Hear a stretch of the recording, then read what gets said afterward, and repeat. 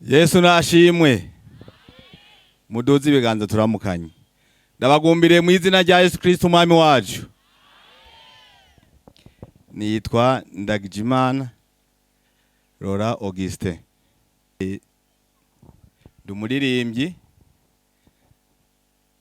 Ndumuririmbyi wo muri korale ya mbere. Kandi nkaba ndayirongoye yo mu Kinama. Mugabe yikorale nawe y'abagabo. Ni korale ya mbere umugisha cyane kuva ibayeho. Twatanguranye kino gikorwa c'uburirimbyi. Ndayivugiriza aya makitari. Rero tumaze kuduga imisozi myinshi, tumaze kuja ahantu henshi cyane. Nico gituma nubwo bimeze ntyo igihe cyose gifasha urugendo, umurongozi bamubwiye ko tujana ntiyanka kuko razi ko ndi original muri yo. Hanyuma rero iyo korale ya mbere yarantumye intasho kuko twari kumwe ku munsi wa gatatu w'indwi iheze. Nari nababwiye ko nzoza, barantumye intasho ngo ndabatashe mwakira izo ntasho zabo mu izina rya Yesu Kristo umwami wacu. Kandi no mu rugo naho bantumye intasho ngo ndabatashe, nazo ni muzakire. Tumaze kumva byinshi biciye mu ijambo ry'Imana. Numunezero cyane kuba ahantu nkaha turiko twumva iganuke rivuye mu ijuru. Kuko mu mibereho y'umuntu hari umuntu abyipfuza, urashaka kubyipfuza, hari igihe ugera mu kibazo runaka, hari igihe ugera mu ngorane runaka, ukavuga ati mbega Mana, icompa nkaronka umuntu asengera, icompa nkumva indirimbo, icompa nanje nkazokoranira hamwe n'abandi ndiko ndumva ijambo ry'Imana. Rero ko twagiriwe rino bakwe, aha n'ubuntu bugeretse ku bundi, twongewe iminsi yo kubaho. Yesu nashimwe cyane, n'ubuntu bagiriwe. None rero tudatebeje, reka dusome ijambo ry'Imana riri mu cete Paulo yandikiye Abaroma.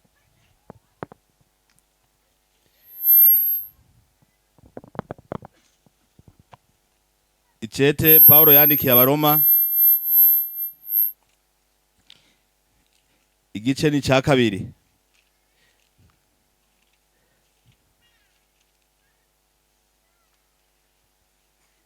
Igice ni ca kabiri, turasoma n'umurongo w'indwi. Reka duhere ku murongo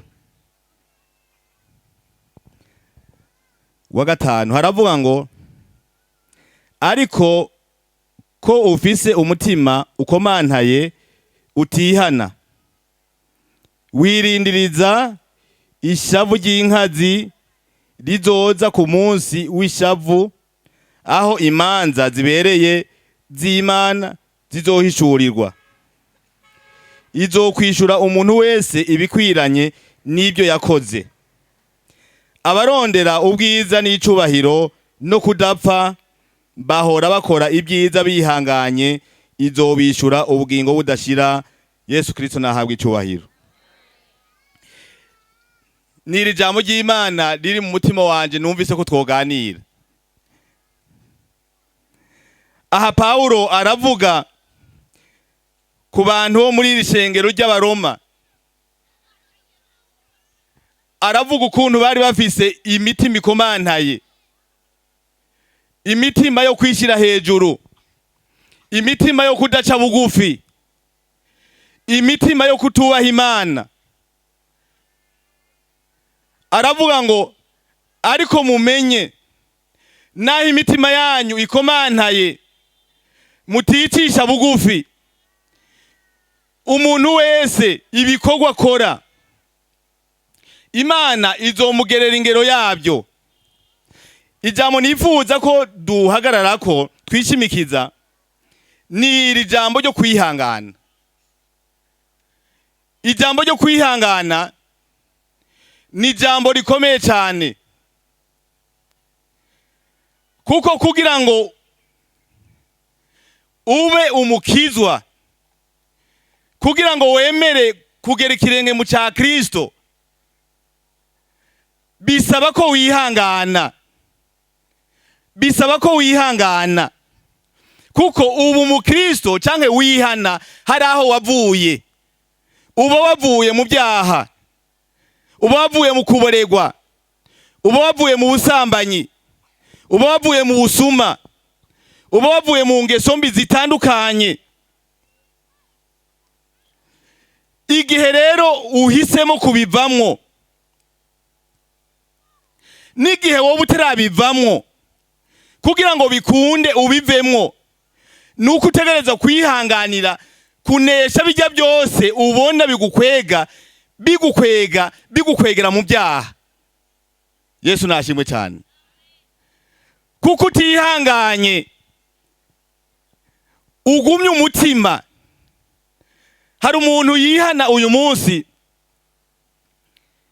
akihana ashitse imbere y'abakozi b'Imana, akavuga ati jewe kuva uyu munsi ndahebye za ngeso mbi zose, ubusambanyi ndabuhebye, akaboregwe ndahebye. Ariko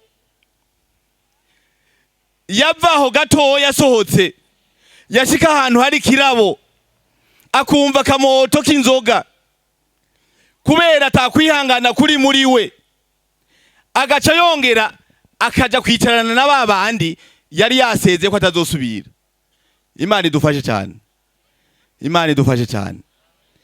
Iri jambo ry'Imana rero Pawulo araryandika, ajyandikiye ishengero, arababwira ati hahigwa, harahiriwe umuntu yihanganira ibimugerageza,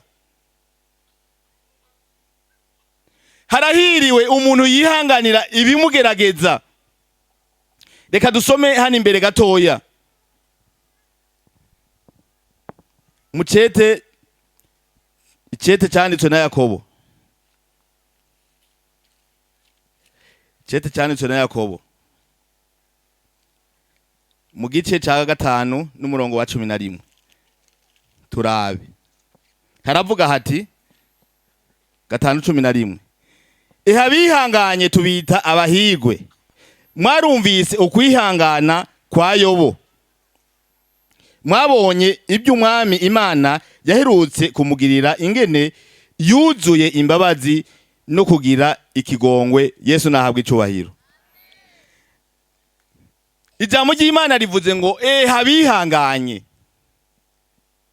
abihanganye bitwa abahigwe. Haje twatangiye gusoma, havuze ngo ushaka ubwiza, ushaka icubahiro. Yesu nashimwe. Mbe nta muntu mwiza yo barimo ngaha? Umuntu mwiza ninde? Umuntu mwiza avuga ati je handi mwiza gose gusumbya abandi bose ninde? Ariko abeza bariho. Yesu nashimwe. Abeza bariho. Ninde yohabwa icubahiro akacanga?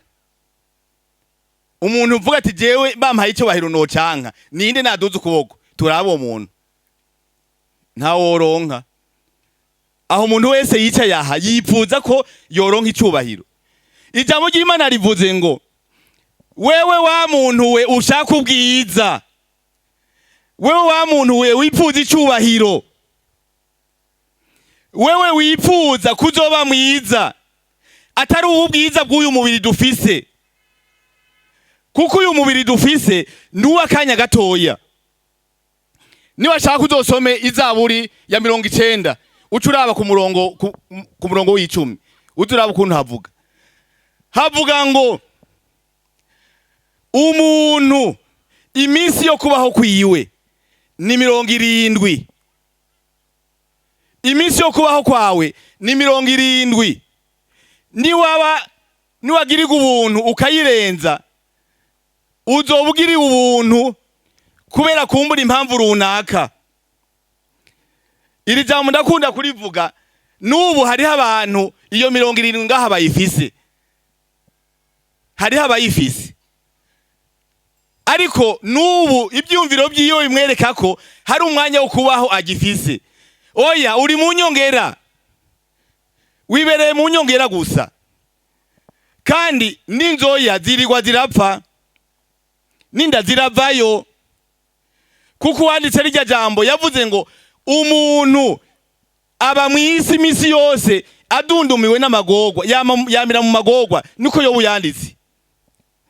Rero aha tumaze kubona iri jambo rivuga ngo umuntu ashaka icubahiro, umuntu ashaka ubwiza, nakora ibyiza. Sema amen. Nakora ibyiza yihanganye. Uyo muntu yihangane, umuntu wese yihangane. Ndakwifurije kwihangana kuri uno mugoroba, wihanganira amageragezwa. Wewe ukiri mu byaha wihangane, uve muri izo nzoga uzivemwo, kuko imbere hari ubugingo budashira. Niko ijambo ry'Imana rivuze. Ushaka ubwiza n'icubahiro, ushaka ubwiza n'icubahiro no kudapfa, no kudapfa, kuko twebwe abakristo ntituzopfa. Murabyizeye? Ababyizeye duze ibiganza turabe. Sema amen. Twebwe ntituzopfa, ariko umupagani iyo apfuye abapfuye nyene, kubera ijambo ry'Imana riravuga ngo azozuka azukira ubumaramare. Mugabo twebwe abagororotsi, abamenye Imana, ngo tuba dusinziriye, kuko inzama niyavuga. Umuntu yapfuye yizeye, umuntu yihanganiye amageragezwa, umuntu atishushanije n'ibyiki gihe, umuntu atinjiye mu ngeso mbi, uyo inzamba ivuze ngo niwe azotangira kuyumva. Mwihangane. Haleluya, haleluya. Mwihangane kuko Yesu ari ku rugi agiraze gutora bihanganye. Ndakwifurije kwihangana. Reka turangize.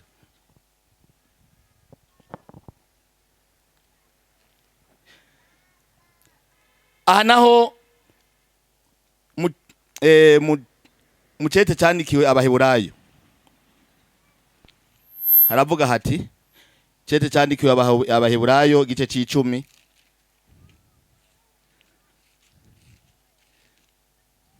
igice c'10 n'umurongo wa 32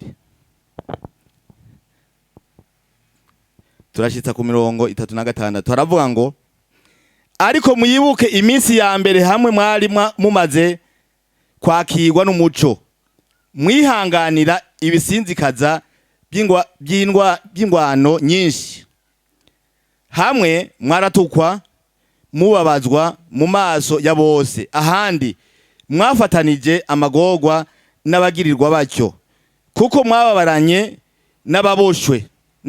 n'ababoshwe, kandi mwemeye munezerewe kunyagwa ibyo mutunze, mumenya yuko mufise itunga riruta ibyo kuba ryiza rikamaho.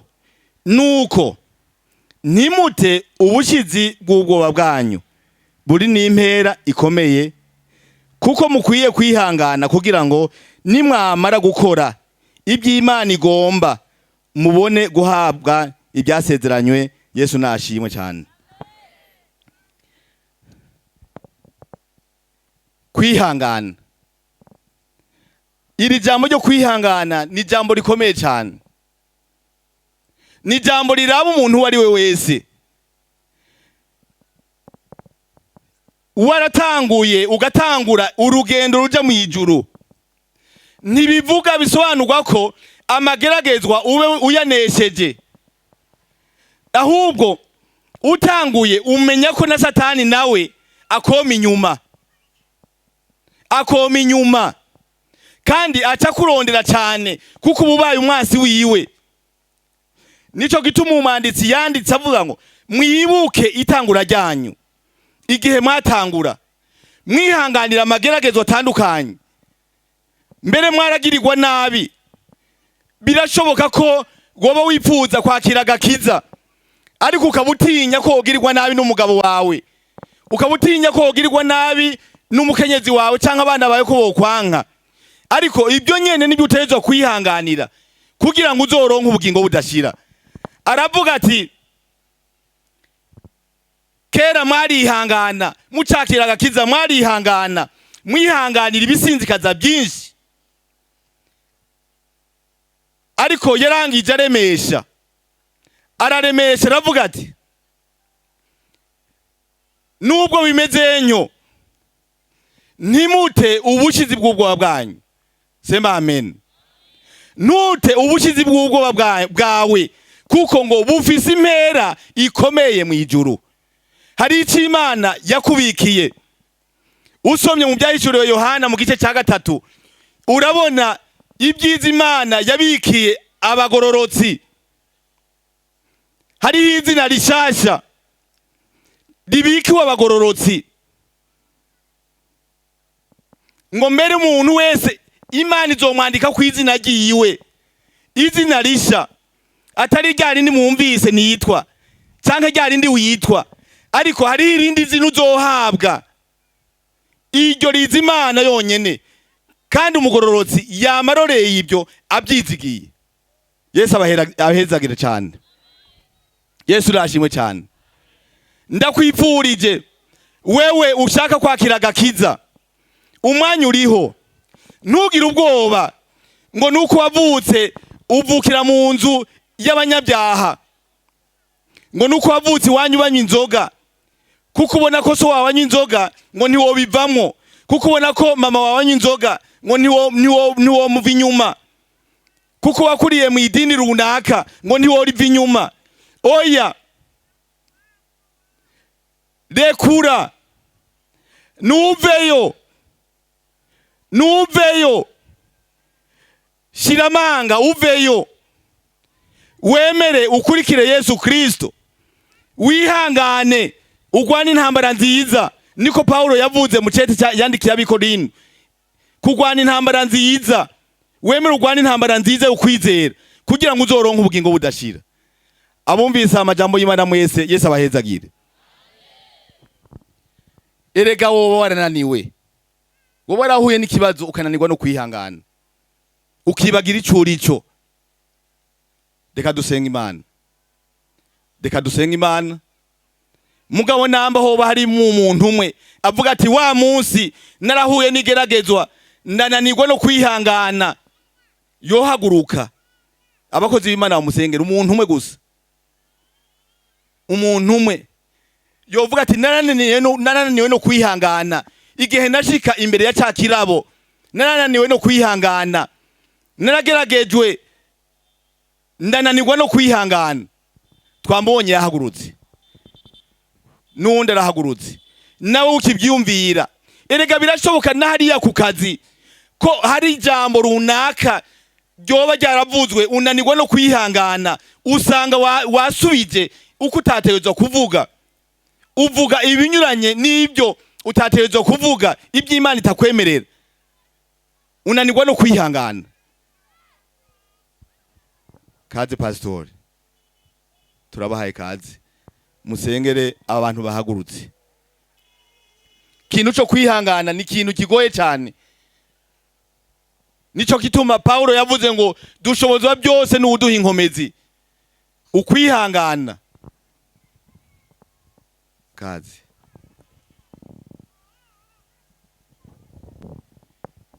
Mana data wa twese uri mu ijuru, turasubiye kugushimira no kugukengurukira ku ngaburo y'ijambo ryawe mwami, kandi ijambo ryawe rirerekana ko abihangana bazitwa abahirwe. None rero turababonye bagomba gutunganya neza ubugingo bwabo. Mana yo mu ijuru, turabasengeye, turasabye ngo bagirirwe imbabazi imbere yawe mwami. Ntivyabateye isoni kuvyemera imbere yawe, eka mbere n'imbere y'abantu. Kristo Yesu wavuze ngo umuntu bitazotera isoni kukwemera imbere y'abantu, nawe ngo ntibizogutera isoni kumwemera imbere y'abamarayika bera. Izina ryawe mwami nirishigwe hejuru. Turagushima ko watanze amaraso yawe kugira ngo uwemera kogamwo, kugira ngo uwemera guca bugufi wese azagirirwe imbabazi. Turabasengeye rero, turasabye ngo bagirirwe imbabazi, turasabye ngo batunganywe, turasabye ngo bezwe, turasabye mwami ngo bagirire neza. Kandi urakoze kubagiriye imbabazi, urakoze kubahariye. Urabafasha rero mwami muri uru rugendo bagiye kubandanya, baze baneshe, baze batsinde ibibagerageza, baze bashobozwe kwihangana. Urakoze ubishimigwe, tubibasengeye gutyo mu izina rya Kristo Yesu mwami wacu, amen.